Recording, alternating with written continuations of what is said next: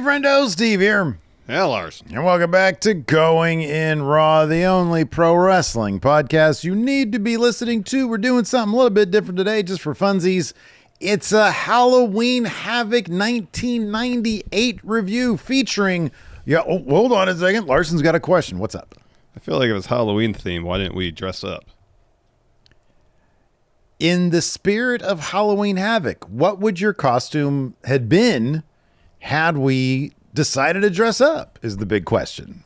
Well, I didn't come ready with an answer. Look at that. What you dropped me a question? Oh, well, the question right back I at would you. be one of the executives at one of these pay-per-view companies that's really upset with WCW right now because they're going to cost my company a lot of money because they ended the pay-per-view. Sorry, the pay-per-view ran long and we ended it early because that wasn't effectively communicated. Can I be honest with you? Sure. You sort of have the look and feel of a burnt-out network executive who's coming home 2:00 in the morning, all sorts of office shenanigans at play. Your wife's already in bed. You pour yourself a scotch and you just sit there wondering why you ever decided to get in the pay-per-view business. That might be the most horrible thing you've ever said about me.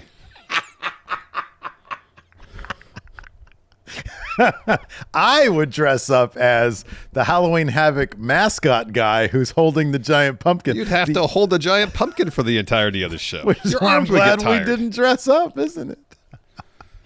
Your arms would get so tired. Yeah, what a debacle. It's funny because we've done other Halloween Havocs in terms of retro reviews. We've never done 98, which is notable for several things. Number one, obviously what we're going to talk about here in a second with the whole cutting off the best match, main event, world title match before cutting it off so most of the people couldn't see it.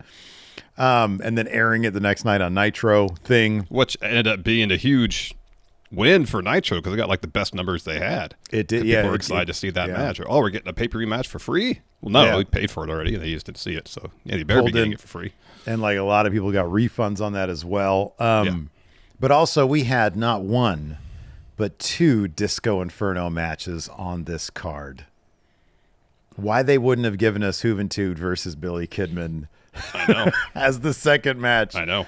But anyways, we're going to talk about that here in a sec. But yeah, man, we're going to talk about Halloween Havoc 1998. Well, I mean, also this show's notable for having what is historically known as one of the absolute worst matches in pro wrestling history, Hogan versus Warrior 2.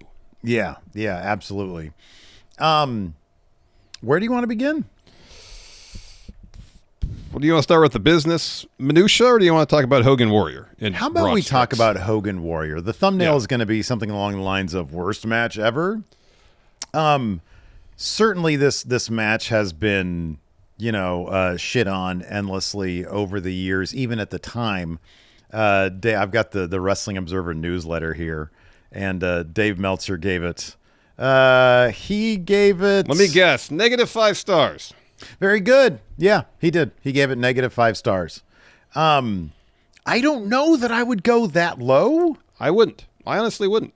In fact, the first third of it isn't that bad. There's a very distinct point where it goes off the rails. Okay, yeah. So Hogan hits Warrior with the body slam. Mm-hmm. Warrior responds with the body slam of his own. Hogan rolls out of the ring. Mm-hmm. I think Warrior's supposed to go right after Hogan, continue the match on the floor, but he doesn't. So Hogan turns and basically motions for Warrior to get out to the floor so they can carry on with what they apparently had planned, if they had anything planned. Yeah. From that point on, it goes off the rails. It does, and then there's the flash paper bit, which was supposed to factor into the finish, and instead they had to improvise that. Yeah, I'll be honest with you. I'm glad you said that because I thought it was kind of crazy, and I know I've watched this match before. I know we watched it live. Yeah. But also, after the fact, I know over the past couple of years, probably as part of a count out list, but worst whatever. I know we've watched it. And for whatever reason, I think I had built up and the lore of it had been built up that it's so bad. And neither of these guys wanted to work with each other. After watching it last night, I was like, well, it was bad, but it wasn't epically bad. I've seen much worse. And that's not to say this match is good by any stretch of the imagination. No, it's not. I don't necessarily think that it lives up to its, reputation as like one of the worst things you'll ever commit to. Yeah. Stinker. Yeah. Yeah. And the lore of how this match came together is almost kind of as noteworthy as the match itself. If you hear some people, like I watched a little interview with Kevin Sullivan yesterday, and he was like, yeah, Hogan wanted this match to get his win back over Warrior from losing at WrestleMania. Mm-hmm, yeah. And then Eric Bischoff was like, nah. But like, are we really going to believe what Eric Bischoff has to say on this matter? Probably not. It's probably a situation where Hogan won his win back over Warrior, brought him into WCW, and anything else they may have had planned had to go on the back burner so Hogan could do this feud with Warrior simply to get a win back that happened in, 1991. Yeah. I can't speak to anybody's motivations. You would think the reason why you bring Warrior in to do Warrior versus Hogan is simply because at that point they made a lot of money off of bringing people into WCW who had built up their brand in WWF, who might have something left in the tank, and they bring him in for a high-profile match against Hulk Hogan. Which they had just done with Piper before this. Yeah. Right. Hogan versus Warrior was obviously a huge deal 8 years prior. So doing it here, yeah, it kind of just makes sense. Let's bring him in, make some money off this. They still made Warrior, like in pretty much all the segments, they made Hogan out to be afraid of Warrior. It's not like he dominated. I mean, he was going to launch fire into his face in order to get this win. And they had to use all sorts of shenanigans, including a chair shot, in order to get the win. So it's just, but in the process, it does seem like, for example, when Warrior came out, there were Warrior sucks chants. Like the people were not really into what they were doing with him, which isn't terribly surprising because, I don't know, Warrior at the time, especially when you watch, for example, the rise and fall or the self-destruction of the Ultimate Warrior, not the easiest guy to work with. Vince tried it 3 different times. And, he could never really get on the same page creatively because Warrior was in it for Warrior. And it didn't work. I really doubt that there was any plans for, a third match where Warrior would win. But if all this was an overwhelming success, I don't know if that would be off the table necessarily either. I just don't know. But it seems like they brought him in exactly for the reason that we saw. It's a big money match. It's a big attraction match. Why wouldn't you if he's available? And he was. So, you and I had, with Jeff and Hilton, had just moved to LA a couple months prior when this went down. And I do remember, watching the promo and being kind of excited. I was not a fan back in 1990, but like having then, becoming a fan of wrestling in 97, understanding, this is kind of a big deal. I'm interested in this. And then watching that Warrior promo to kick things off and being like, oh, this is batshit crazy. I was interested in this. I wasn't a fan of the Warrior. I was a fan of Hogan at the time, but I was like, hey, this has like big match feel. I remember thinking that this has big match feel. I'm interested in it. And I think that's the reason why they did it. Look, I know Hulk Hogan, I'm fine, speaking ill of him, but I think he did most of the stuff he did because he thought it would bring him money. That's going to be why. I think all the times that he politicked to win, guess what? I think it's because he thought it would get him money. And that's why he would do things. And I think this was one of those things where I don't know if he necessarily gave a shit, I'm going to win or lose.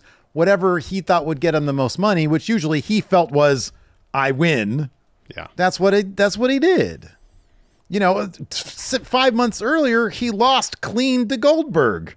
Because he felt that would make him money. So, I feel like anything they did in wrestling was simply to make them money. Hey, if Hogan probably thought if I can get a win back on top of that, why not? Maybe that could be the case. Could be. Let's talk about the pay-per-view itself. The fact that it ended about 15 minutes prematurely. So, of course, in the November 2nd, 1998 edition of the Wrestling Observer newsletter, Dave Meltzer wrote extensively about it. So apparently it was initially scheduled to go about 2 hours and 50 minutes, ultimately ran well over that. he says here 3 hours 22 minutes. On Peacock, I think it's about 3 hours and 16 minutes. Yeah, right. He says the decision to go past the scheduled 3 hours was late decision, perhaps decided as late as the day of the show.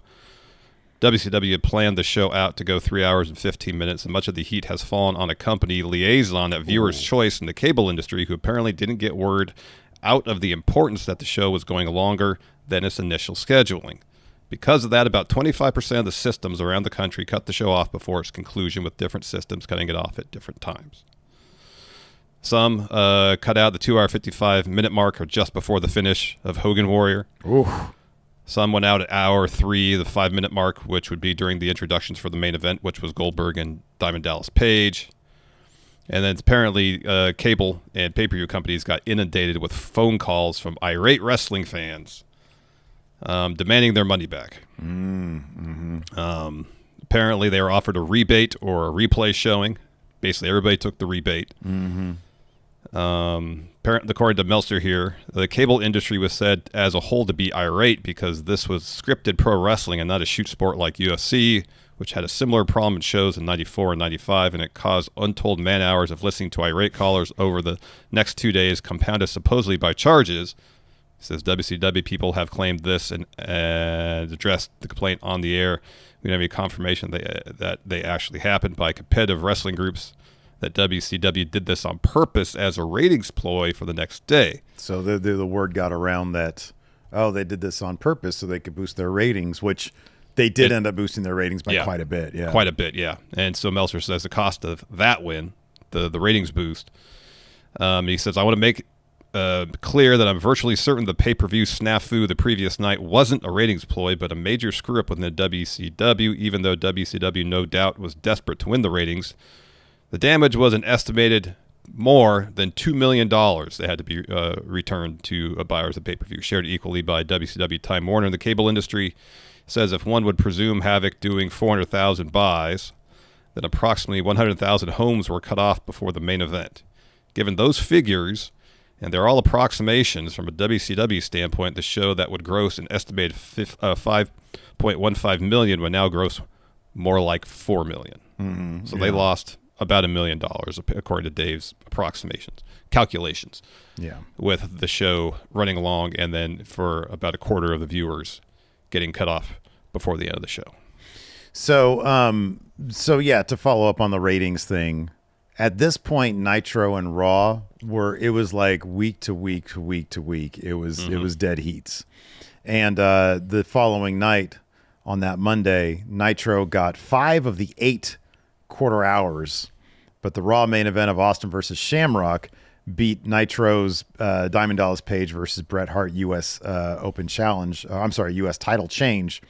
If you take the replay of DDP versus Goldberg out of it, Raw got the win. That match substantially boosted WCW to lead them to win. Whether or not, it seems like I don't know if they would have thought that would have been worth it or not. But the main event of DDP versus Goldberg was really good. It was really good match. It was, and hats off to DDP for wrestling with such urgency in that match. That's exactly what it was. That's why it was so good. That's why it's good, because there was this frenetic energy that DDP brought to it, an urgency that, the title was on the line, but it felt like from DDP's part, there was real stakes to this match. Yeah. He was wrestling like he was, desperate. Yeah. To beat Goldberg. Given what the crowd looked like, it was 10,000 plus. The next night on Nitro, I watched a little bit of Nitro the next night, and it was an electric crowd. Nitro at this point was still very much in competition with Raw. It was 2 months later that we got the finger poke of doom, which was early 99. At this point, the Wolfpack NWO was fizzling out. Scott Hall and Kevin Nash had their thing. Sting lost to Bret Hart. They wrote him off for months, so this is the last we'd see him in the Wolfpack. They killed off the Wolfpack NWO versus Hollywood NWO storyline with the finger poke of doom. And a lot of people say that's when it really went downhill. Then they end up hiring Vince Russo, and the rest is kind of unfortunate history for WCW. But this is a moment in time that with Goldberg versus DDP, they had a real opportunity here. And I'm not saying Goldberg should have won this match. And I feel like, I'm not saying he should have lost this match. And I think he should have won it, given that he'd only, won the title a couple months earlier in July. But given the popularity of Page, what happens, especially at the end of this match where, Goldberg is lifting him up, they're friends. I still feel like there was an opportunity for Page to be the guy to beat Goldberg, as opposed to the way they did it, where it was Kevin Nash and the NWO with the stun gun or the cattle prod or whatever it was. And I think they really, if you look at the crowd's reaction to Page, it's immense. And they've got two huge baby faces right here. Yeah. And I really feel like maybe they team up against the NWO after this. That gets Page somehow another title shot against Goldberg at Starrcade, which is their WrestleMania. Maybe you do it there with Page, and maybe you've got some goodwill with the fans. I don't know. I feel like they still had an opportunity here with Goldberg and DDP to remain competitive against WWF. What do you think about that? And I think at the fans' perception, the finger poke of doom kind of sullied WCW quite a bit. You listen to like Kevin Nash and others who were there at the time, and they say, well, the idea of Goldberg having to take on the NWO could have been money, and what sidelined that was Goldberg injuring his wrist when he punched the car window during that bit. Yeah. And so whatever story they had plotted out or lined up, they had to push completely to the side. And then you look at like what happened with the title after the finger poke of doom. So Hogan got it, lost it to Flair in a cage match, I believe, and then DDP ended up winning it, I think, the summer of '99 in a 4-way match with Macho Man as the guest ref. Yeah. So, I mean, DDP eventually did get it, but, if it's a situation where it was crazy because Wolfpack NWO was incredibly over. They were super popular. Yeah. And, with Sting being written off here, I remember at the time the Nash Hall story being kind of awkward in that so much of it centered on Scott Hall's real life substance abuse issues. Yeah. I thought Scott Hall's performance in the match at Halloween Havoc was actually very good. Yeah, I agree. Yeah. And so much of WCW at this time is like, I see what they're trying to do story wise, and they almost get there. Yeah. And then far too often they almost get there and then completely fumble the end.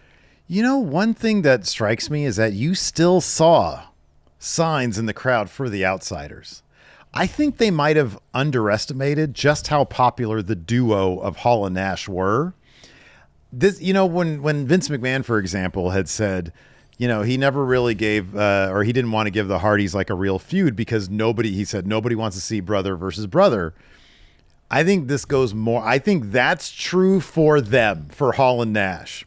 Yeah, I remember even when Nash joined the Wolfpack for one. I'm sorry, Hall joined the Wolfpack for one night, and he turned on Nash during the match. Yeah, and to not have Scott Hall in the Wolfpack as a regular fixture, to not have the Outsiders together as part of the Wolfpack, was such a missed opportunity because they were so popular as a unit. I don't know if anybody ever wanted to see these guys feud, or at least at this point, I don't think that was a good idea. And yeah, you're right. I see what they're trying to do. And Kevin Nash and Scott Hall were both approaching this in a very serious storytelling way, and they were giving it their all. I think the bottom line is nobody wants to see these guys fight. Yeah. They want to see them be on the same page. Hall was so popular, as was Kevin Nash.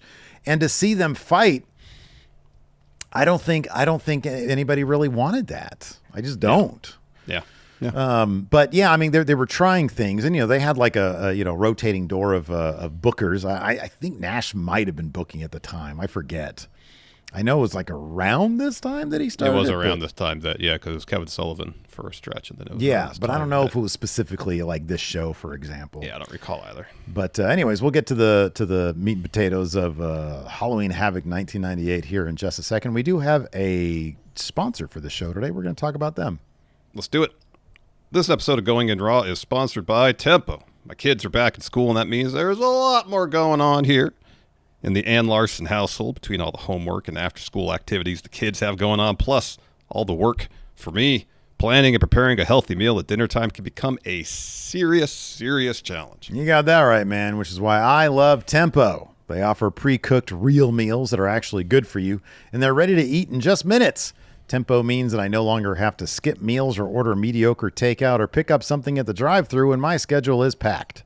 And Tempo keeps things exciting with 20 new recipes every week, like chimichurri grilled chicken and garlic filet mignon that are made with nutrient-rich ingredients so you can stay consistent with your healthy eating habits. Speaking of healthy eating habits, you know me, Steve. I like to get my protein in every day, but no matter your goals, there's a Tempo meal for you. There's carb-conscious, fiber-rich, and oh yeah, protein-packed meals with how many grams of protein, Steve? 30 grams of protein. Up to 30 grams of protein, that's right. That's right. And for a limited time, Tempo is offering our listeners 60% off your first box. Go to tempomeals.com/raw. That's tempomeals.com/raw for 60% off your first box. tempomeals.com/raw. Rules and restrictions may apply. All right, before we keep on going with our Halloween Havoc review, quick reminder, we're in October, which means the October Predictions Challenge, it's on its way. Actually, we're still in September. Yeah, we're not in October. I was about to interrupt to tell you that, but let's let you keep going. Ideally, though, this is one of those videos that'll have legs, that'll be evergreen. So maybe we'll have more people watching it in October than September, maybe. I don't know. Could be. I mean, there's only a handful of days left in September. So it'd be pretty great if that was the case. In any event, you guys know what I'm talking about. The Friendo Club setup. If you want in on the Predictions Challenge, hit that join button right here at YouTube or go to patreon.com/Steve and Larson and click on the Friendo Club setup there. Either way you do it, it costs $5 a month. You get the Predictions Challenge. Who's going to dethrone J2X, X2J. I got to respond to that guy. He hit me up, by the way. J2X, I'm going to respond to you soon. You can dethrone that guy. You get access to the bonus episodes. You get access to the question threads for the recap episodes. And you help a couple of idiots with their podcast. Live their dream. So there you can do that. Also, we got merch over at friendoshop.com. Use promo code Friendo2024 to get 20% off. You go there now, you get some merch, and then within a couple weeks, it'll show up at your doorstep, and you'll be rocking that shit. Go to the bar, pick up all sorts of strange, man. Right, Larson? Is that how it works? I don't think so, man. It's the algorithm. All right, man. Let's talk about Halloween Havoc again. So, let's talk about this real quick. Yeah. Before we go to segment by segment. You look at the card on paper, there's so much talent on this show. There is. There really is. It's ridiculous the amount of talent that's on this show. Yeah, and you think about the names that aren't on the show, that's how loaded WCW was. Yeah. Eddie Guerrero, Rey Mysterio, Chris Benoit, Dean Malenko. You know, there are names that aren't even on this. Yeah. And yeah, it's stacked. It is stacked. There's probably too many matches, but it's stacked. There are too many matches. There should have been 12 matches, whatever there are. You know, I was watching this, I was like, well, no wonder it ran over time. There was interviews during, like a lot of interviews during a pay-per-view one. Yeah, I know. Yeah. Too many matches too. Yeah. But I will say this: I watched a whole lot of WCW, especially this era of WCW lately, and I had forgotten, specifically in the undercard, or especially in the undercard, but we saw it in the main event too, that the pace of the wrestling in WCW was pretty quick. Yeah, you know, dude. If you fast forward a year, so it was October of '99, they brought Russo on. The sad thing about that is, I feel like WCW, there's no way you say no to that. Because if he's the guy that is carrying, or that you know allegedly was the guy, is credited for, yeah. You don't say no to that. You don't not offer him that deal. And it just turns out that he was a bag of nothing. But it's sad because I do think that he derailed things quite a bit more than they already were derailed. Oh, yeah. But talking about the amount of talent and wrestling, dude, there's some really good WCW going back. It's crazy. WCW's 97 is crazy good. Like if you look at the actual wrestling, like the talent I just mentioned, plus some of the talent we see here on the show, the wrestling was actually really, really good. Mm-hmm. So yeah, I mean, it was in my opinion, WCW's 97 was much better than WWF's 97. The tide obviously turned, but even when you look at the Attitude Era 98 Raws, I don't know that they had much that could stack up against Guerrero and Rey Mysterio and Dean Malenko and Chris Jericho and Chris Benoit. I don't think they had that. They would have these 2 to 5 minute matches on Raw, so you can the Crash TV philosophy, do the next thing, do the next thing. thing. Jam as much in as you can. Yeah. WCW was my jam really until like Austin really came up. But when you look back on this stuff, WCW had a lot of really good wrestlers. They did. They did. And even some more unheralded names, at least could work a crisp, fast-paced match. There wasn't a whole lot of lumbering or rest holds during these bouts. Dude, even Alex Wright versus Fit Finley. Alex it wasn't Wright's long. Yeah. There is a lot of good stuff. So it opened up, of course, with a cheesy video package, hyping up Hogan versus Warrior. Including the moment when Warrior was in the mirror. He's in the wall. And Larry Legend says, I wish they had just replayed that whole segment. That'd be great. So we're live from Las Vegas. We get the Nitro Girls, which in my opinion added a lot, and it wasn't even like they're not salacious. They're just cheerleaders. But it's just part of the razzle. Like they did spectacle pretty well. WCW. Yeah. Mean Gene interviews Rick Steiner.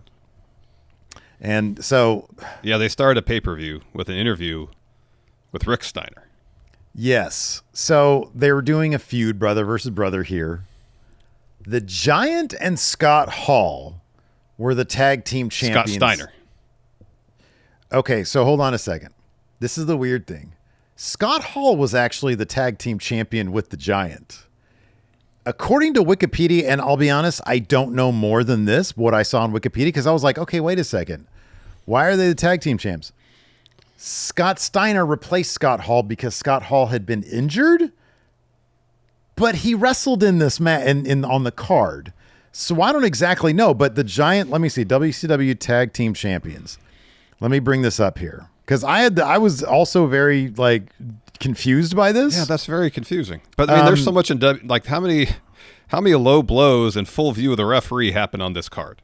A lot. Dude, yeah, what was up with that? That was crazy. That was wild business. Yeah, Scott Hall and the Giant won them on Nitro July 20th, 98. Oh, so about 3 months prior. Okay. And then October 25th, it says Rick Steiner and Buff Bagwell defeated the Giant and Scott Steiner, who subbed in for an injured Scott Hall.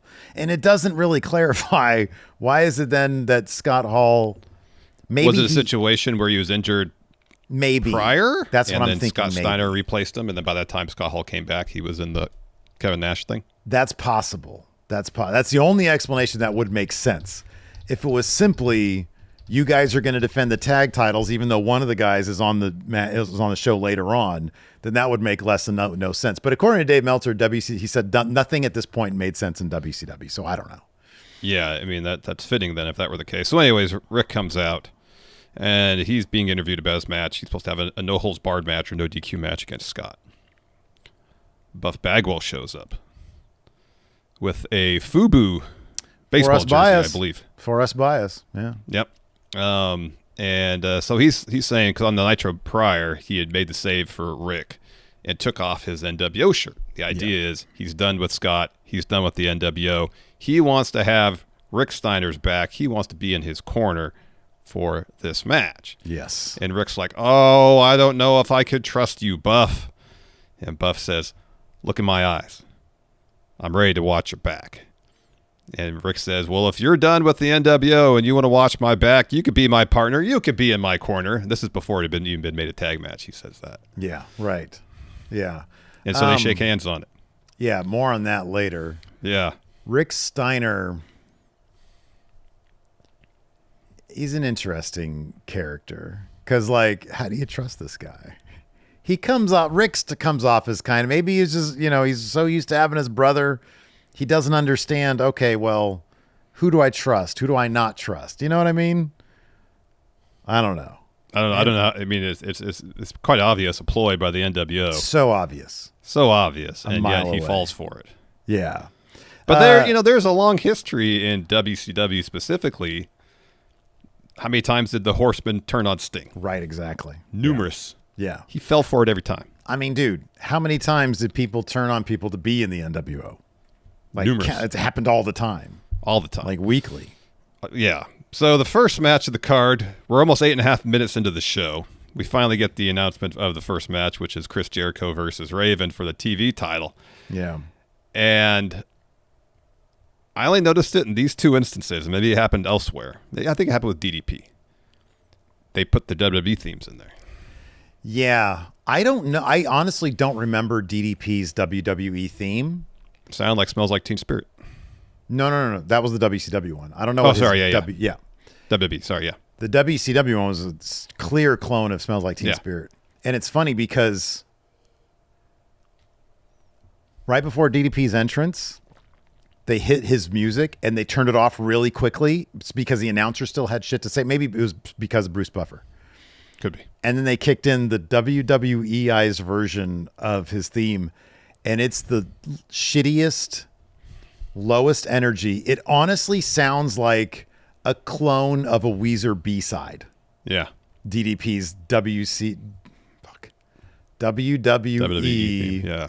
WCW theme, if that makes sense. Because I don't remember what his WWE theme was. If I remember it was it was his terrible. theme. I remember his theme when he was the motivational speaker, and I don't think it was that. I don't think so. It didn't sound familiar at all. No. It sounded enough.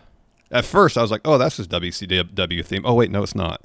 Jericho coming out to his WWE theme in WCW is weird as fuck. It was really strange. Yeah, I don't like that. And then Raven with the Raven cause. Yeah. Because his was... Even flow. Was it even? No, I don't think it was. It was... Or was it Jericho's even flow?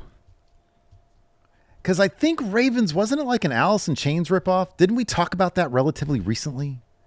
I forget. In any event, maybe you can look it up. So this is for the TV title. Now, Raven had been on a losing streak coming into this because everything was going swimmingly for Raven until July when Goldberg beat him for the U.S. title. Raven's theme was apparently, this is Google AI. Oh, was it Come As You Are? Come As You Are, yeah. Okay, that sounds familiar. So was Jericho's was Even Flow, right?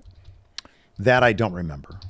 Somebody's theme in WCW sounded like Even Flow. Yeah, I just know Raven. It was Jericho's. Okay. It was Jericho's. And ironically, Raven had the Even Flow DDT, so that is weird. No. So Raven was on a losing streak ever since basically he had lost his U.S. title to Goldberg right after he won it from DDP, I think. He had lost his flock to Saturn.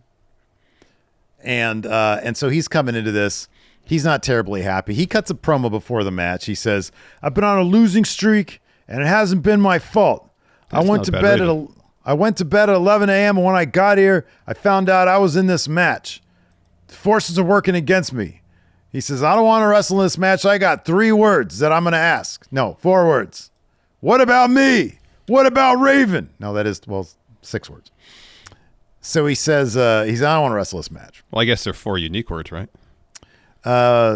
3. Well, what about me? What about Raven? I think I know unique words. What about me? And yeah. Raven? Good point. That's 4 unique words. Good point. So Jericho gets the mic. He says, I don't want to be here either, but I got one problem. All the Jerichoholics came here to see me wrestle. He says, I'm a bit disappointed because I want to wrestle an icon like Raven, but if you don't want to wrestle, that's fine. I bet I could beat you in 2 minutes. So that gets under Raven's skin. He rushes to the ring.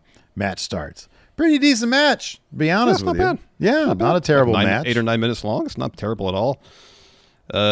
Jericho gets the win because Canyon shows up. Gets on the apron. Raven sends Jericho into Canyon. Jericho knocks Canyon off the apron. Raven's looking for another even flow DDT after Jericho kicked out of one earlier, but Jericho counters with a lion tamer, and Raven taps pretty quick. He does, and then he's gone until I think like March of '99, so about 5 months or so, and that's when they give him the rich suburban kid gimmick, like it's all just a fakey fake.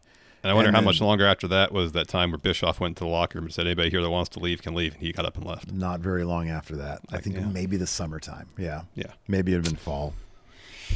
After that, we got a promo from Hogan and Bischoff. This is painful. This is so painful. Where Hogan comes out and he just spews out a bunch of nonsense. You know what, honestly, dude, you know what makes it painful? It's Bischoff. Bischoff is so annoying but like in a I don't want to see you on my screen way. Here's the thing. You're not wrong about that. It's clear that Hogan had no idea what he came out there to say. Because it's just meandering. He says, I represent the millennium when it comes to family values. Millennium was a big deal back then. All of the NWO Hollywoodites love me. Yeah. He says, for those who didn't know where I was coming from, he's talking about laying out his nephew, Horace Hogan. He says, I took out my own family, and simply because he didn't sacrifice, I crucified him. I took Horace and laid him to rest in his own blood. Hollywood doesn't pull any punches, even though Horace was begging. I dug a little bit deeper just to prove that I try to type this. I don't even know what this says. But he says, when I grabbed the chair, I felt Horace's life in my own hands. And for the Warrior tonight, he will know what I'm all about. I'm going to leave the Warrior laying, and he's going to be beat real bad, and that's for life, brother.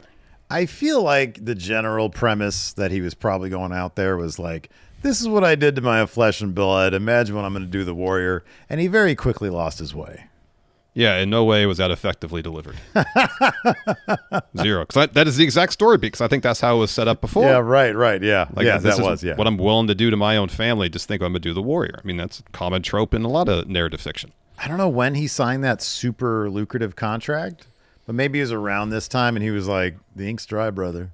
I can come out here and do whatever I want to do. Super checked out. After that, we had Wrath versus Ming.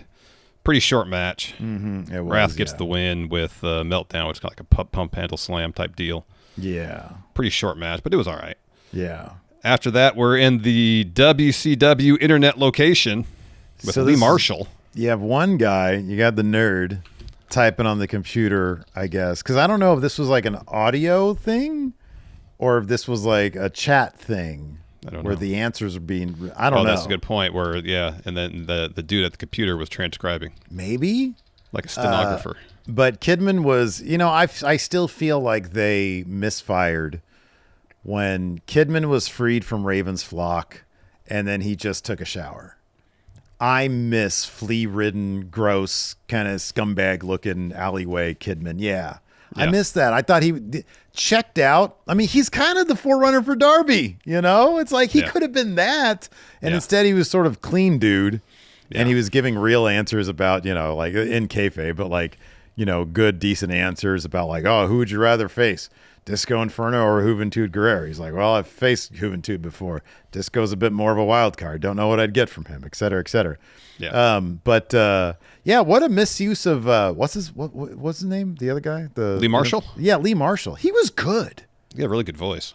He had an amazing voice. He had such gravitas. Yeah. So after that, we got Disco Inferno versus Juventud Guerrero. The winner would get Kidman later on in this show.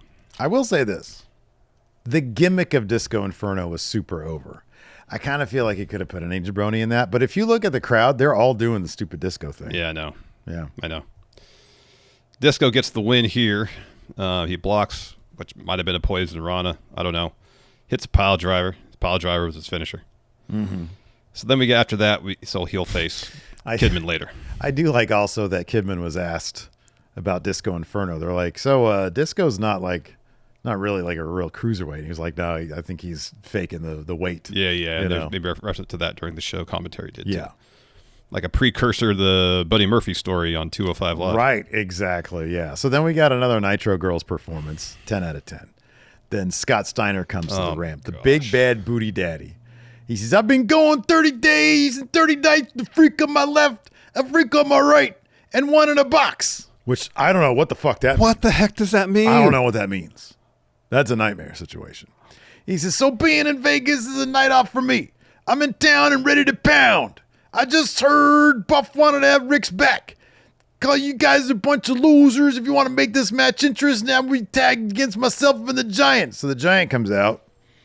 And he's like, we'll put up the tag titles. So Giant walks out, talks some shit. J.J. Dillon walks up. He's like, the fuck? You kind of need my permission to do that because I'm the guy around here.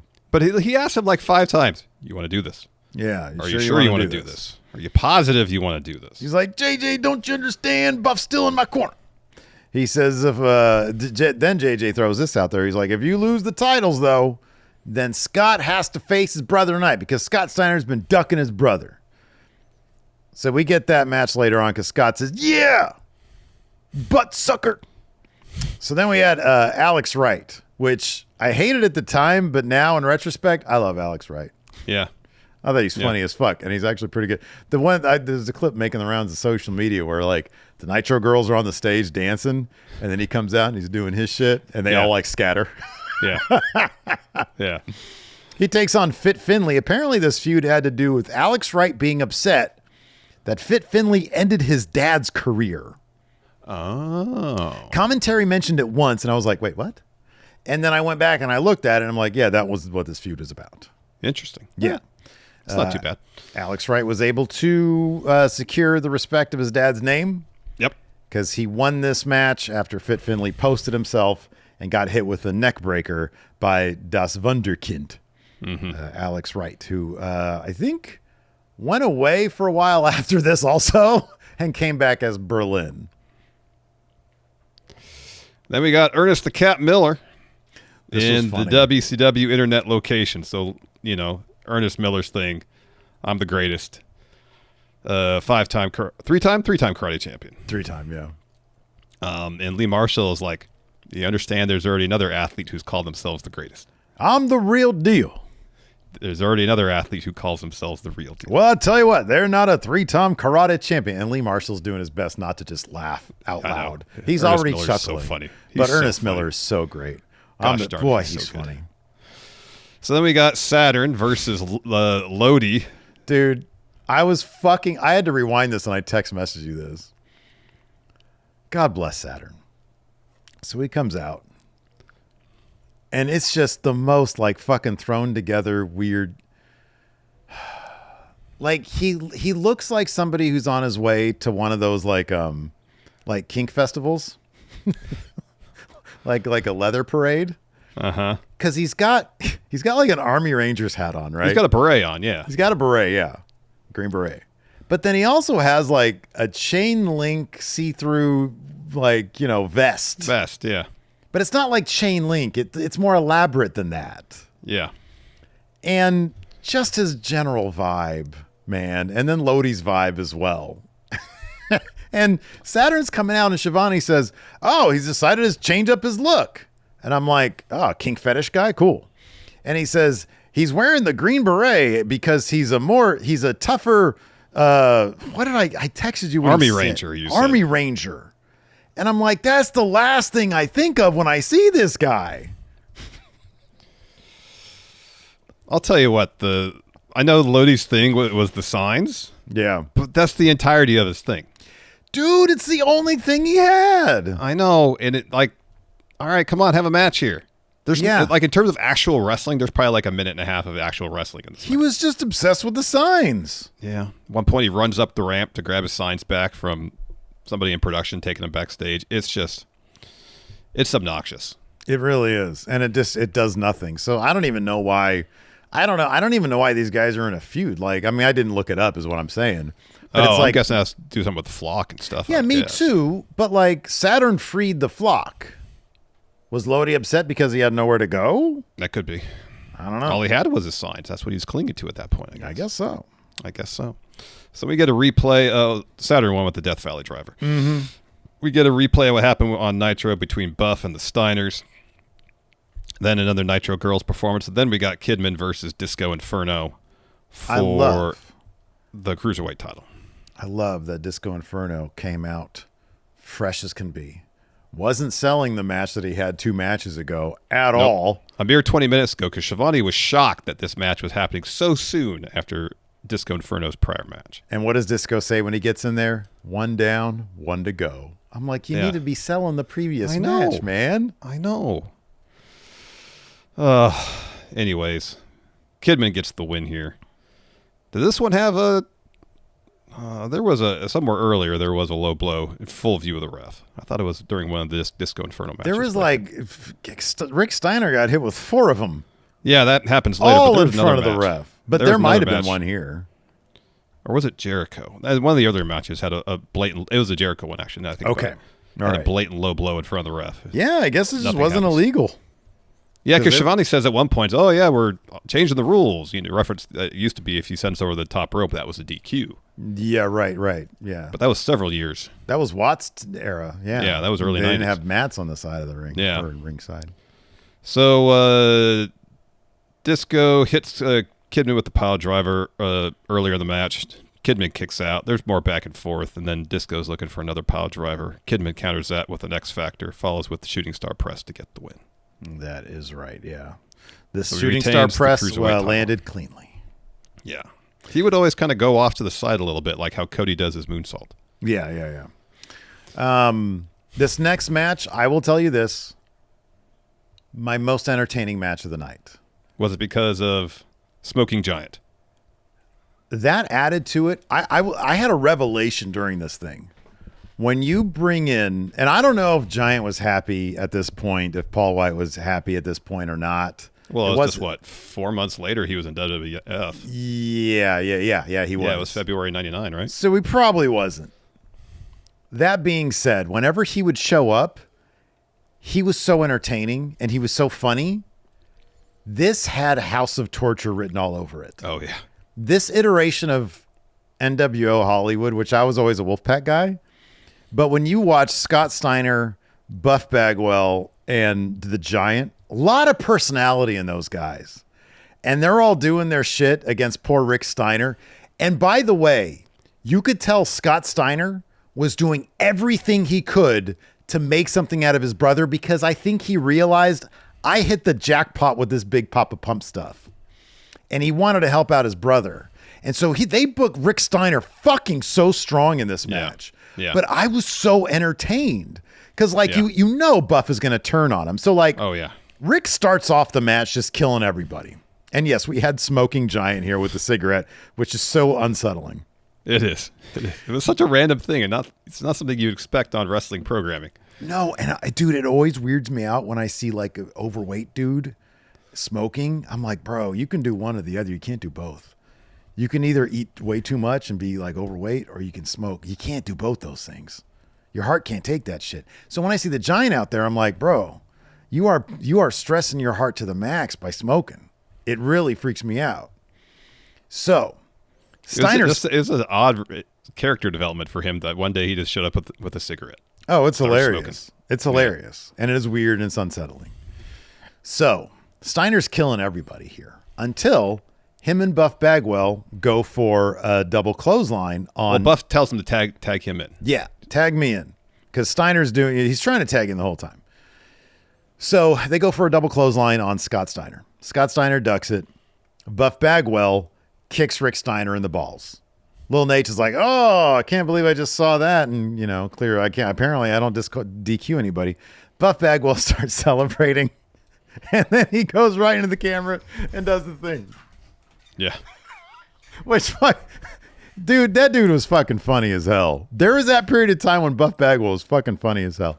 So anyways, he does his thing, flexes, and then he heads to the back. He just ditches Rick Steiner. Oh, he just walks out. Yeah. He could help his NWO mates. Yeah, no. He just walks out. He's got the Giant and Scott Steiner. Why does he need to help anybody? He comes out later. Apparently on. The Giant just took up smoking. Maybe that's a reason to stick around and help. Well, he actually, didn't he leave to go put on that? He did, to put on the Bill Clinton outfit. The Bill Clinton outfit, yeah. So Scott Steiner ends up getting the win here because the Giant accidentally, so the Giant goes up top. This was always crazy when he would do this. Oh, I love when the Giant uses the top rope drop kick. The missile drop kick is amazing. Loved it. So he goes up top looking for a drop kick. Rick moves. Scott Steiner eats it. Rick hits the Giant with some clothesline, hits a bulldog off the second rope to get the win. So now he is the tag champions. Yeah. The next night, he chooses a guy named Chaos to carry them with him. And then Chaos gets injured, and so Judy Bagwell becomes his partner.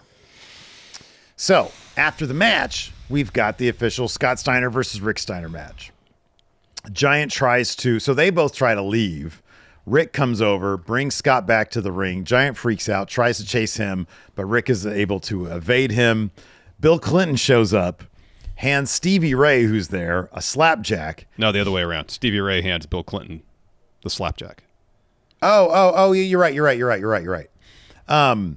So he hands that to what is it? Yeah, okay, he hands it to Bill.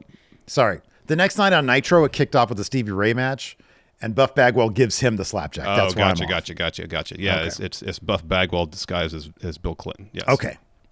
So Lil Nate gets blasted with it, and Rick Steiner also gets blasted with it.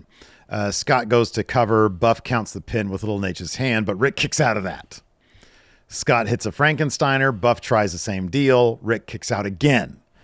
Buff checks. And during the process of this, Rick Steiner gets hit with a low blow like 4 times. Oh, yeah. There's so like many it's low just over and over. There's so many dick low gets blows between annihilated. these 2 matches. Yeah, there's so many. Eventually, everybody's out. Rick hits Scott with a Steiner Bulldog. Nick Patrick slides into the ring to get Rick Steiner. The irony, the former NWO ref. Right. Yeah. Well, he had a bone to pick with the NWO at that point. He did. But yeah, a lot of low blows, and like Rick's fucking dick has just had to been in a gnarly state of disrepair. Oh yeah, bruised. Another guy who's kind of kink fetish coated as well. That Rick Steiner. He had like the big thick leather choker on. The great thing is the next night too, when he comes out to make the save on that Chaos guy, because the NWO are fighting Chaos. It was a Stevie Ray match. Steiner has a fit that I don't remember at all, and is a new fit in the lexicon of wrestling attire. Singlet with a merch shirt on under the singlet. See, that's an itch. Oh yeah, I think I've seen that before. And it's like a generic Nitro one too. It's not even like a Rick Steiner. Not even a Rick Steiner one. Yeah. After that, we had Hall versus Nash, and Scott Hall comes out with an adult beverage, and he's acting like he's drunk. Well, then he throws the drink in Kevin Nash's face and starts hitting with the shots. All a ruse. So then Scott Hall gets the ringside mic and blasts Kevin Nash in the face with it. And that busts Kevin Nash open. He's bleeding. So Hall grabs the mic and talks some shit and tells Nash, "Drag your butt back to the locker room because I'm through listening to you." Well, this doesn't cause Nash to go to the locker room. Instead, he gets back in the ring. Scott Hall's looking for a razor's edge. Kevin Nash pushes him off and eventually turns the tables and just starts hammering Scott Hall. And there's a great shot of Scott Hall pretty much realizing he fucked up. Yeah. That he's going to get messed up here. Mm-hmm. And that look was delivered perfectly. Yeah, he's so good. Scott Hall's so good. Just like regret and a little bit of fear. Some shame. Yeah. Yeah, and some shame. It was so good. So Kevin Nash is just hitting him with shots repeatedly, talking shit. He's like, "Oh, you want a double?" Another back elbow. Mm-hmm. So then Hall throws some weak punches in response. Well, Nash hits him with the boot, calls for the jackknife, hits it. Crowd says one more. Hall says, "You want a double?" Hits another jackknife. Then he just goes to Scott Hall, crotch chops him, and walks out. Yeah. So the ref counts him out. Yeah. Scott Hall wins the match. What a great little bit there, Doesn't pin him. It's not about that. It's not about that. Yeah. No, that's a good little bit of storytelling there. All right, next up we had Bret Hart versus Wolfpack Sting with goatee. I think this was the debut. This might have been because commentary act like the Wolfpack Sting goatee was new. And the yet lone appearance of goatee Wolfpack Sting? No, I've seen him in a group shot. So maybe Shivani just wasn't around. I don't know. Maybe that was all the same night. That's possible, I guess. Let's see here. Okay, yeah, this was at Halloween Havoc. Oh no, okay, so the group shot, I thought that was not actually true. There's no goatee there. This might be the only appearance of goatee Wolfpack Sting. History. Wow. That's what the show was, history. In many ways. Historic. Yeah. Probably the most memorable thing about this match was Sting having a goatee, though, because you got 2 all-time legends in this business. Yeah. At this point, Bret, I don't think he's really into that into wrestling, except for a handful of occasions. He didn't really seem to really enjoy being a heel either. This match kind of stunk. There was I feel like his gimmick was kind of like checked out heel, but I think it was a reflection of checked out Bret. Yeah. There was one funny part in the match, and that's when Bret delivered a leg drop to the back of the ref's head. Yeah, that was like the one really entertaining bit where Sting accidentally hits the ref with a back elbow thinking it was Bret behind him because Bret was hitting him from behind. Sting elbows the ref. The ref's knocked out, and Bret just hits him with a leg drop. And it was like a snap leg drop. It was like a hella quick one. That was hilarious.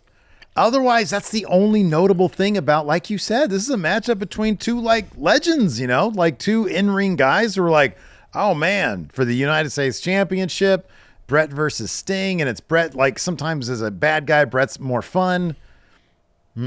This match was slow as fuck. It was pretty lousy. And it was one of maybe the worst kind of beatdowns that necessitated someone getting stretchered out too.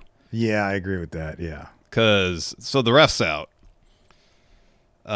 Sting starts a comeback, hits the superplex. He's looking to hit a splash in the corner. Well, Brett kind of ducks it, so Sting's head hits the ring post. So Brett gets Sting's bat and blasts him with it a couple times. I think 4 times, they said.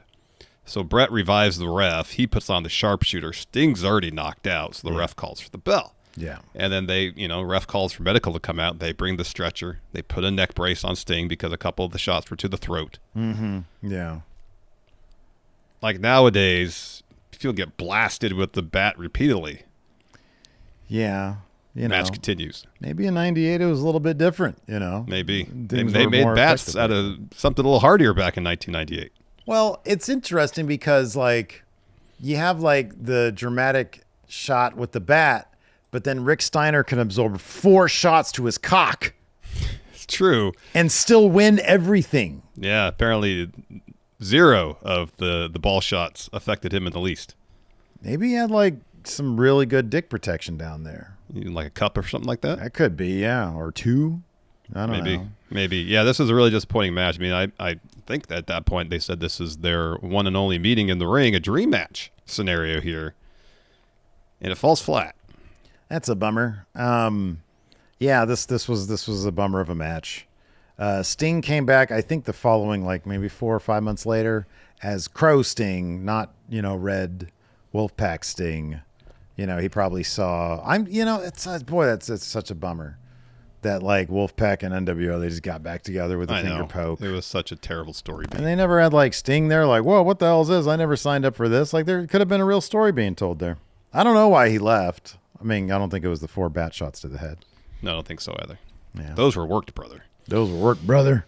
So after that, Hogan versus Warrior 2. So as mentioned, it starts out all right. But as after Warrior hits Hogan the body slam, Hogan rolls out of the ring. And he's like rolls out. He turns around, expecting Warrior to be right behind him, and he's not. And I think Hogan like taps the mat right on the apron. Yeah. Like, hey, come on, get out here. Yeah. So there's some terrible brawling ringside. And when they get back on the ring, it really starts falling apart because there's this bit where Warrior like drops down while Hogan's running towards them, and the ref's there. But it looks like Hogan was supposed to clothesline with one arm, but since the ref's on the opposite side, he had to awkwardly do it with the other arm. Ref bump. Hogan waves out the NWO. Giant comes to the ring. He looks to boot Warrior, but Hogan eats it instead. Warrior clotheslined him out of the ring. He fends off Vincent and Stevie Ray. He covers Hogan, but the ref's still out, so Warrior goes over and tries to revive the ref. Well, Hogan hits Warrior with the belly to back. Ref counts the pin. Warrior kicks out. So then Hogan takes off his weight belt and starts blasting Warrior with it. Again, that should be a DQ. Yeah, but Nick Shivani's Patrick like, just yells it's at him. part of his wrestling outfit, therefore it's fine. Honestly, like, do it a couple times and the ref can be like, hey, this is a ref's discretion. This is a big time matchup. I'm just going to give you a warning. I'm sure Warrior can handle some leather straps to the back. But like, it's over and over and over and over. Yeah, again. repeatedly. Yeah. So this next spot was kind of funny. So Hogan's looking for some elbow drops. So the Warrior rolls out of the way of one. Hogan looks for another. Warrior rolls out of the way of the other. By this point, the Warrior's in the corner, basically. So to evade anything else, he has to roll back towards the middle of the ring. The thing is, he steams rolls Hogan right in his feet as he's trying to do it. So Hogan kind of has to sell it. And it's a mess. It's super goofy. It really did break down. It's funny because the spot that you mentioned at the head of when things started to fall apart was the body slam. And the body slam was actually kind of an impressive sequence given who we're dealing with, because they were doing the thing where like they're running up, whatever it would be. Like the ropes, one guy's running one way, the other guy's running the other, and they're not colliding. They're perfectly in sync. 3 minutes, this match is perfectly fine. Yeah, I mean, there's a lot of the strength of test bullshit, where Warrior's on his knees and. But it's not like it's poorly wrestled. It's not. No, a good they're match. on the same page. Yeah, they're on the same page. So then Warrior gets the weight belt. He blasts Hogan with it. Again, no DQ. And that's when Hogan gets the flash paper and lighter. It's in a Ziploc bag out of his trunks. It all just comes spilling out. And you see him down there. And hey, I will say this freely. I am the type, same thing with like handcuff spots or anything like that. If I'm under pressure and I have to do something that requires the perfect amount of like coordination, I'm fucking it up. Steve's going to fold. I'm going to fold. I'm sweating more than I already am because I'm gassed. Yeah. But I try to do this thing and like, Hogan's like hand basically blew up in this flash paper stuff. That would be me. I can't. I'm not going to give him too much shit. This is a hard spot. He's supposed to like throw it at him. Yeah, because Hogan's on his knees pretty much. He's lighting the flash paper. He's trying to throw it up in Warrior's face. And it basically goes off in his hand completely. I don't even know, like, if I'm assuming they practiced this so that it was like, oh, cool, that works. But if they didn't, like, shouldn't you practice this first to know? Because this thing goes up like that. As soon as it hits fire, it goes up. Yeah. So, like, I don't know. I think what you got to do is lift it up. So Hogan lights it in his hand, then tries to lift it up. I think what you got to do is have the lighter ready and do it in one motion. That is, come on, with a lighter? Yeah. That's so hard. I'm not saying it's easy. Hogan should have been practicing that in his trailer, locker room, whatever it was. Man, I feel like that is like just too impossible to do. Or maybe get a larger piece of flash paper. So anyways, the Ziploc bag with the flash paper and lighter is just on the mat. Flare gun, that's what he should have done. There you go. Hide that in your trunks. So Warrior kicks the Ziploc bag with the paper in it out of the ring. So he goes up top, hits a double axe handle, then another one. Honestly, Warrior, he probably should have just been like, ref, turn around. Hogan, go ahead and try to do that again because you're just going to light yourself on fire again. You're not going to, this isn't going to work. No. So then Hogan hits a low blow, a clothesline, a leg drop, looks for another. Warrior evades that. That's when Horace comes out with the chair. Hogan's hitting some axe handles while the Warrior's warrioring up. Warrior hits a bunch of clotheslines. So Bischoff comes out. He grabs the ref. Horace gets in the ring and hits the Warrior in the back with a chair. And Hogan just covers him for the win. Yeah. That's how the match ends. Not very impressive. No. And so Hogan tells Horace, you passed the test. They hug. And then Horace starts spraying Warrior with some lighter fluid. Yeah. Oh, yeah. They're going to do a Darby Allin here. Hogan gets the lighter. He's about to light it. And Doug Dillinger and WCW security rush into the ring to make sure that doesn't happen. Yeah, and NWO seems fine with that. They didn't really protest all that much. I feel like they had the numbers on security. If they really wanted to, light Warrior on fire to make a point, they could have done that. But they were like, we're fine. We're not going to do that. I guess so. Yeah. And then finally, the main event. Michael Buffer's out there to do the introductions, which was customary in WCW that day. Yeah, he was getting paid a lot of money for that shit. And he added, honestly, like, that was one thing about the spectacle of WCW, kind of underrated. He added a lot. It was like, man, this is a big, big deal. Yeah. DDP had the Jey Uso entrance with, obviously back then. He was yeeting and all that, yep. He was yeeting, yeah. But, dude, no, look, he came down from the crowd, this stuff right here. No, but this wasn't, the self high five. This wasn't the diamond cutter thing. When he was doing this, that's a yeet. It's right. It's a yeet. Yeet. Yeah. And so he comes down. Dude, this guy is still jacked with energy by the time he hits the ring. And guess what? Not blown up. By the time and he's wrestling at a full pace the entire time, never gets blown up. And the great thing about it, he's got so much energy. This is peak DDP mullet. Mm-hmm. It's everywhere. It is so big by halfway through this match that it's like, this guy's got to be the champion. Yeah, no.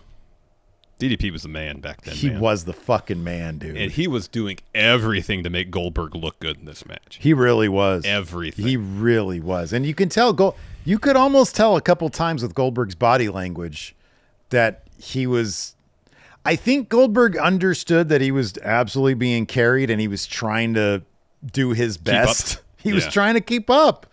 And I mean, DDP wouldn't let him fuck up. No. That's how it came off. DDP did a killer job in this match. He really did. He did. Probably one of the better Goldberg matches. So I found a thing on Reddit that purported to be from DDP. Oh, cool. Relaying a story about how Goldberg injured himself during this match.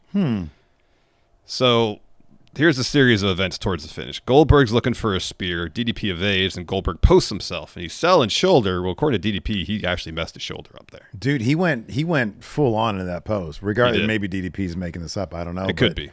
It did look good. It did. So DDP hits a clothesline off the top, gets a 2 there. He hits a DDT, calls for the diamond cutter, but Goldberg plants him with the spear. So according to DDP, Goldberg landed head first on the mat, selling that spear or delivering that spear, concussed himself. Oh, wow. Boy, he really liked to concuss himself, didn't he? Seemingly. Yeah. So Goldberg's picking up DDP looking for a jackhammer, but he can't because of his shoulder, and he just had his bell rung. He tries again. DDP counters with a diamond cutter. This part was great. And so he's slow to cover, and he gets his arm over Goldberg, and Goldberg kicks at barely 2, and apparently DDP was mad. He's like, no, you got to milk it. Oh. 2.9999, you got to kick out. Yeah. So then DDP's looking for a suplex. Goldberg reverses that into a jackhammer to get the win. Dude, I really wish we could have seen at some point down the line, maybe we did, I don't know, like a diamond cutter out of a spear or a diamond cutter out of a jackhammer, that would have been good. Yeah, but I don't know. We did see a jackhammer attempt into a diamond cutter in this match. Oh, yeah, that's right. Yeah, that's right. Well, out of a spear then. How about that? Yeah. That'd be interesting. I'm sure Orton's done an RKO out of us to counter a spear before. Probably, I would imagine so. Yeah. He's done that for everything. So yeah, and what was the like 100,000 people got their rebates because of this not airing. That's still wild to me. That poor liaison. I wonder whatever happened to that person after they got fired. That's a good question. Because that's $1 million fuck up right there. Yeah, I know. Whatever it was. Yeah. Would you like to do? Did you look at the? I know the star rating for Warrior Hogan. I didn't look at the rest of them though. Would you? No, I did. I did look at the rest of them, but I don't know if I remember them. Like the highest one was the main event was 3.25, I think. Very good. So we're already on our way. You're already 2 of 15 or whatever it is. Jesus, how many matches are there? 11, 10, something like that. All right, whatever. Let me see how many matches. Oh, here we go. Oh, they're numbered. Thank you, Dave Meltzer. 12. 12. All right, I got 2 of 12 so far. Can I get the rest? Can I remember what the other 10 are? There's a lot of low numbers. 13 of 12. All right, we'll go ahead and start off here. Time for another retro Dave Meltzer star rating guess thing where Larson's in the hot seat. I got to try to remember things I read yesterday. Right, exactly. Yeah, you got yourself, you didn't know you'd be doing this. All right, first match, Chris Jericho, Chris Irvine. Retained the WCW title, beating Raven, Scott Levy. Oh, this is when he used to have the real names. In 7 minutes and 49 seconds. This is what Meltzer had to say about the match. Give me one sentence. Don't read the whole thing. Just find one sentence that you think would help. Okay, I will. Good match. Good match. 3 stars. Excellent. You're now 3 of 3. All right, next up. Just give me that. Give me is even just a phrase. A couple words. Okay, all right. I watched the show. I know what happened. Second match. Wrath, Brian Clark. I am going to read all the names. Yes. Pinned Ming. This is an awesome name. Uli Fifita. Ming's real name is Uli Fifita. What a great name. Here's what you get. Some boring chants. Wow, this match was almost too short to be boring. And yet, they got boring chants. Maybe it was during entrances. We don't want to see Wrath versus Ming. All right, let me see if I can remember what he gave it. Was it 3/4 of a star? Good job. Well done. Man, you're killing it. Killing it. All right. It's just to read them before I guess. All right. Here we go. I got another one for you.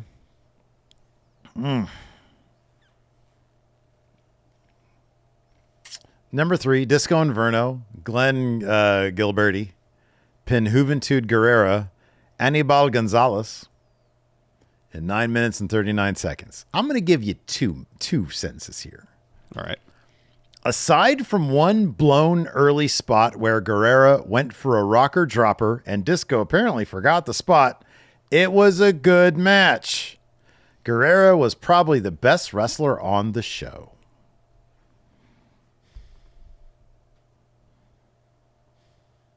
I don't think this one got above 3. It's 2 and something. Let's say 2 3/4. It was 3 stars. Ah, heck. All right.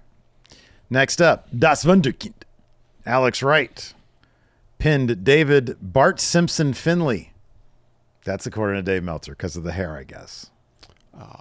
Timely reference there. Even in 98, that wasn't like a timely reference. That's funny. This is pretty much all you get for editorializing anyways. This is a sentence here, but it's a pretty meaty sentence. Match had no heat and some boring chants, which was too bad because actually everything they did was solid and they worked really well together.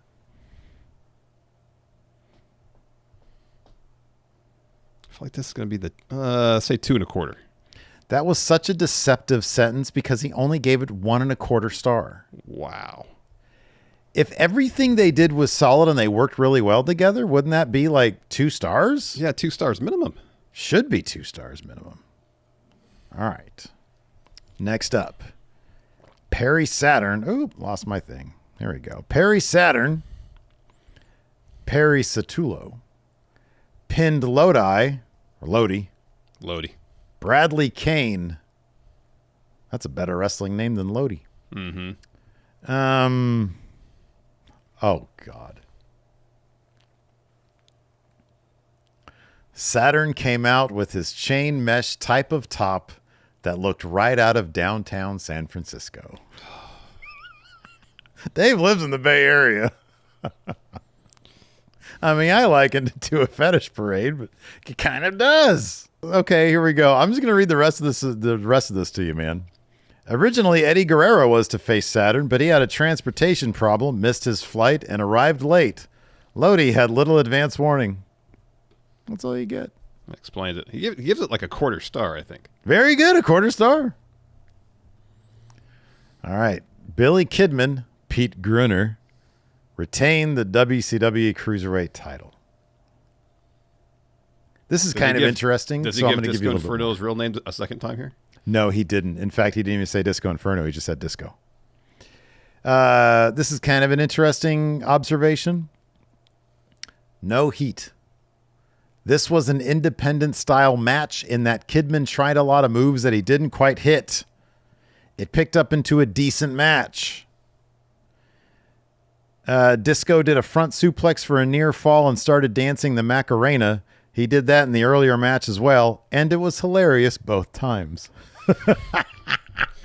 Dave loves a Macarena spot, huh? He does. What star rating did Dave Meltzer give this match? It's going to be lower than the Juventud Guerrera match. Say he went 2.5. 2 1/4. I almost said 2 1/4. All right, next up, Steve's match of the night. Rick Steiner, Robert Reichsteiner, and Bagwell, didn't give his name, beat Scott Steiner, Scott Reichsteiner, and Giant Paul White to win the WCW tag titles. The 2-match series had a great storyline, but little in the way of wrestling. Giant was back to smoking cigarettes as he came to the ring. Bagwell was crotch chopping. It almost seemed like it was a response to losing the ratings because the other guys are more off the edge. He said the other guys? He said the other guys. That's our thing. Let's see here. Bagwell tagged in to the surprise of absolutely nobody, gave Rick a low blow and walked out. Giant then climbed to the top rope, and it took him literally forever to get his balance. But then again, when was the last time you saw a 500-pound guy try to balance a top rope? Giant came down with a missile drop kick, but Rick moved, so he hit Scott. Rick pinned Giant after a bulldog off the top rope to get the titles, which got a huge pop. All right. Had good heat then. Good heat, but little in the way of wrestling. This is going to be in the 1-star territory, but I don't know exactly where. I'll say 1.25. 2 stars. Oh, I gave it 2 stars. Gave it 2 stars. Then the next one is, of course, Rick Steiner pinned Scott Steiner. Didn't go with their full names. Here we go. Rick was on top, but the man with the cast iron crotch was stopped only momentarily by his 4th low blow in the previous 6 minutes. By this point, the crowd didn't even react to the low blow, and it got no heat. That's pretty much it, dude. All right, this probably be lower than the first one. I'll say this one got 1.5. 2 stars. Exact same amount as the previous both one. from 2 stars. Wow. Yeah. Scott Hall beat Kevin Nash. That is their real names. Very slow-paced match with a lot of brawling. Went way too long, particularly for a show that was already going so long. That's pretty much all you get. Didn't seem like he was a fan of this one. Sorry. He also said this to punctuate his write-up. Weird. I guess the finish. Yeah. Didn't seem like he understood it or got it or appreciated what they were trying to do here. Good assumption to make based on the star rating. So I'm going to say probably like 1.25. 1. Single Just star. 1 star. All right. Yeah. All right. Bret Hart retained the U.S. title, pinning Sting in 1504. Evidently, Sting is his real name because he didn't name it here. Not Steve Borden, huh?